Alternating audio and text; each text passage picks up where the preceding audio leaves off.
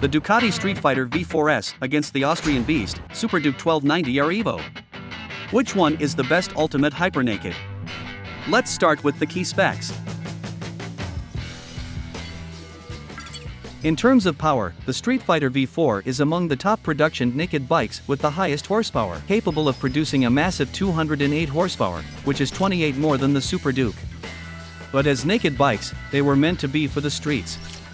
A 200+ horsepower naked bike is sometimes too much for most riders because, on regular roads, you probably won't get the chance to push the bikes to the limit. And even on highways, going high speed with a naked bike where wind protection is non-existent isn't really comfortable. On the other hand, a Superduke with less horsepower is able to churn out more torque, around 17 Nm more than a Streetfighter. Superduke also has a lower revving engine with more grunt and peak power achieved at lower RPM, while Streetfighter power comes later at a higher RPM range. This really adds to the fun factor, making the Superduke, nicknamed the Beast, a super fun bike to ride on the streets. And don't get me wrong here, both bikes pull really hard and will rip your arm if you crack open the throttle hard, but the Superduke is just on another level. In terms of weight, the Streetfighter is 13 kilograms lighter than the Superduke. With more horsepower and less weight, the Streetfighter's power-to-weight ratio is superior to Superduke, around 18% higher. When it comes to price, there is a significant difference. The Superduke R Evo variant with semi-active suspension is $7,196, or 26% cheaper than the Streetfighter V4S variant, which also comes with semi-active suspension. Next, the engine.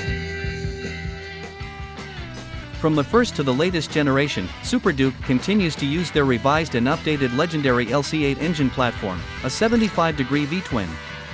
Ducati opted for a 90-degree V4 Desmosedici straight-aisle engine with more cylinders and a counter-rotating crank for better handling. They ditched twin-cylinder engines for their flagship sport bikes, seeking ever higher horsepower through more cylinders. Ducati is still making the L-twin Streetfighter though, but with a smaller cc, named the Streetfighter V2. The Superduke has a bigger engine, with 198cc more displacement than the Streetfighter, but the Superduke's compression ratio is slightly lower than the Ducati. Superduke engines have twin spark, or two spark plugs in each cylinder head, that KTM claimed to increase fuel efficiency, while Streetfighter relies on a rear cylinder deactivation system that turns off two rear cylinders at idle to reduce heat and increase fuel efficiency. Both engines have an over-square layout and are liquid-cooled. Power is passed through a 6-speed transmission with a hydraulically controlled wet multiplate, assist, and slipper clutch. For the valve train, Streetfighter uses Ducati's iconic Desmodromic cam-actuated valve system, while Superduke is equipped with a more simple double overhead cam with valve springs to open and close the valves. Nowadays, with the development of metallurgy, well-made valve spring can perform as well as a Desmodromic actuator at high RPM with reasonable reliability without valve floating. So, don't worry about the performance difference between these two different valve train systems. The fuel capacity of both bikes is similar, but the difference in consumption is noticeable. The claimed fuel consumption figure of the Streetfighter is around 30% higher than that of the Superduke.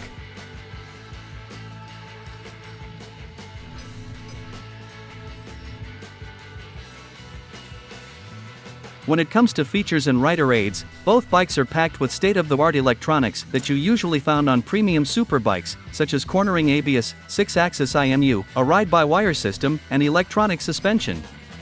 Both bikes have electronically adjustable suspension, where all the adjustment can be done with your thumb via the switchgear with no need for spanners or screwdrivers.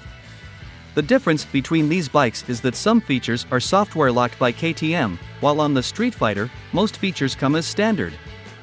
Adjustable traction control, wheelie control, launch control, slide control, engine brake control and a quickshifter are available as standard features on Streetfighter. On the other hand, to get the good stuff and the most out of your Superduke, you need to spend an extra $1,000 to purchase the tech pack. There are traction control and riding modes available as standard, but they aren't adjustable and are locked to the 3 preset riding modes. With the tech pack installed, it will unlock the performance and track modes and add a more advanced 9-stage traction control system and more throttle mapping choices. Wheelie control can also be turned on and off, and there are also more features unlocked, such as launch control, MSR, or moto slip regulation that control slide and engine brake, and optional quickshifter. Yes, the quickshifter is optional and doesn't come as standard.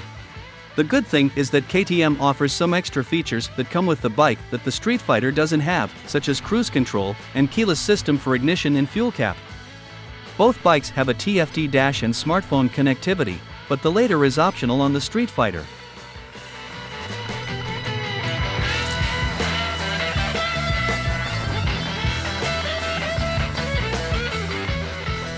The Superduke's wheelbase is slightly longer, possibly to prevent too much wheelie due to its torquey engine characteristics, and the Streetfighter is slightly wider, possibly because of its V4 engine layout. Both the Superduke and Streetfighter use wide 200mm rear tires with a slight difference in aspect ratio. And for the front tire, both bikes have the same size. KTM runs Bridgestone S22 tires for the Superduke, and Ducati chose Pirelli Diablo Rosso 4 tires for the Streetfighter.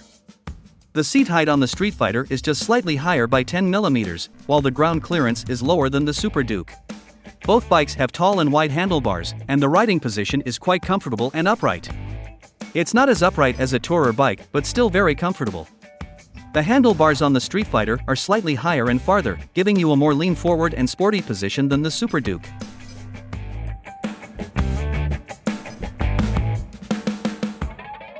For the chassis, Superduke uses tubular trellis made from chrome moly, while Ducati borrows a more racy Panigale V4 aluminum front frame for the Streetfighter. Both bikes utilize the engine as a stressed member. Instead of being simply attached to the motorcycle frame via engine mounts, the engine is integrated into the frame and bears some of the frame's stress. This makes the frame stiffer, resulting in sharper handling and less overall weight. Both bikes come with electronic, fully adjustable, semi-active suspension. Semi-active suspension units use input from the motorcycle to make rapid and minute changes to the damping settings on the suspension. As a result, the suspension's performance has a more dynamic range that adapts to road condition and rider's input. KTM uses WP, which is owned by the KTM Group, and for Ducati, they rely on Öhlins. With a higher price tag, Ducati can afford a more expensive lithium battery and forged aluminum wheels for the Streetfighter, while the Superduke comes with a lead-acid battery and cast aluminum wheels. For front brakes, both use dual 4-piston radial Brembo Stylema calipers with a slight difference in disc diameter, and Streetfighter has a more fancy self-bleeding master cylinder that was first seen on Superleggera V4.